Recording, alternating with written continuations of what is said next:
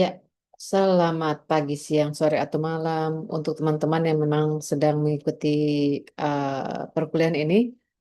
Kembali lagi di mata kuliah kawasan Asia Selatan.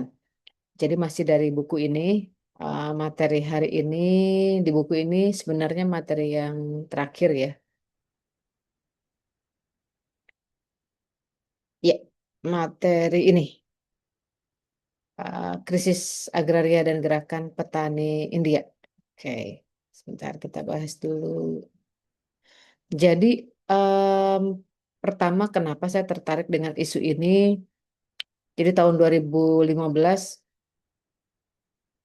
2014 ya, 2014 itu kan saya sebenarnya sudah mengampu mata kuliah kawasan Asia Selatan. Kemudian membuat paper mengenai kebijakan keamanan pangan India, begitu ya. Nah, saat itu kemudian dipublish di eh, jurnal terindeks Sinta, Sinta 2 kalau tidak salah ya. Nah, saat itu memang saya menyoroti tentang ketertarikan saya tentang bagaimana sebenarnya India saat itu ini ya apa sih namanya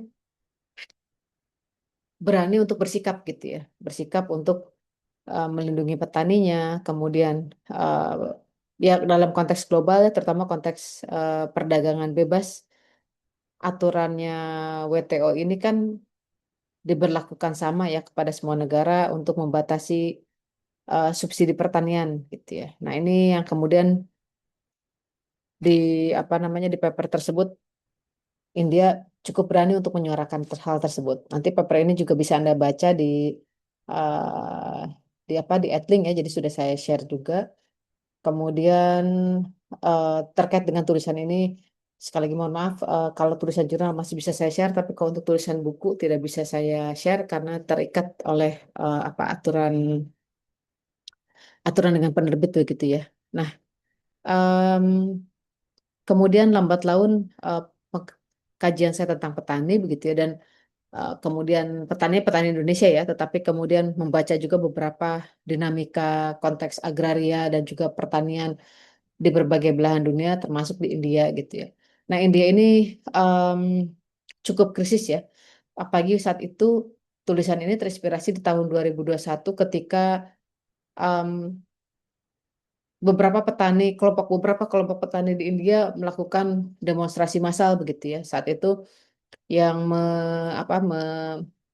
menginginkan bagaimana sih petani India ini diberikan kesejahteraan yang layak begitu yang rasanya gambaran kesejahteraan petani yang tidak layak itu menjadi gambaran yang umum gitu ya di negara-negara eh, dunia ketiga gitu, tidak hanya India termasuk Indonesia.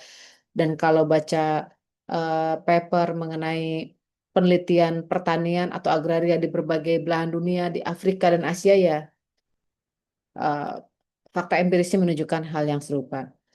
Jadi India kondisi pertaniannya mengalami perubahan, kemudian ada apa ya, ada konteks bagaimana kemudian kerentanan tersebut dihadapi oleh petani ketika kelompok pertanian yang pro kapitalis, berarti kalau pro kapitalis yang lahannya besar yang dimiliki oleh penguasa begitu ya, yang em, dimiliki oleh para usahawan yang kemudian meminggirkan gitu ya hasil pertanian petani skala kecil.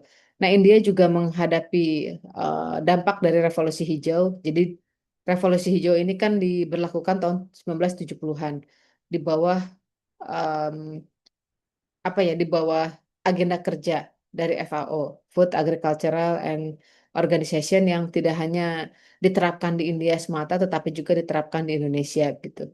Jadi di situ dimulai bagaimana harga komoditas pertanian mengalami lonjakan, kemudian di India terutama beberapa petani di beberapa apa namanya di beberapa kawasan gitu ya atau beberapa wilayah melakukan tindakan bunuh diri terutama bagi petani dengan kasta yang rendah karena ya tidak sanggup ya menanggung beban-beban apa beban struktural gitu ya. Jadi minimnya perlindungan negara, terhadap kerugian yang dialami oleh petani gitu. Jadi petani tidak mampu membayar hutang, jadi gambaran petani terjerat hutang itu bukan hanya gambaran petani di Indonesia saja, gambaran petani di negara-negara berkembang pun eh, menghadapi hal yang serupa, cukup tidak rasional ketika petani adalah profesi yang menghadirkan pangan yang terjangkau bagi semua orang, tetapi petaninya tidak sejahtera. Itu gambaran yang tidak rasional, tetapi itu yang kemudian dirasionalkan oleh rezim perdagangan bebas. Nah, krisis agraria di bawah rezim neoliberal dimulai dengan kebijakannya Narendra Modi yang dimulai tahun 2014 hingga saat ini menjadi Perdana Menteri. Jadi mulai melakukan pembangunan pertanian gitu. Tetapi pembangunan pertaniannya tidak terfokus kepada kepentingan petani petani skala kecil gitu ya. Jadi di India dikenal dengan istilah pihak-pihak yang mendapatkan keuntungan dari dari kegiatan pertanian yang bernama middleman gitu. Jadi krisis agraria dilema bagi 60% populasi India. Jadi krisis agraria itu terkait dengan kepemilikan lahan bagi petani.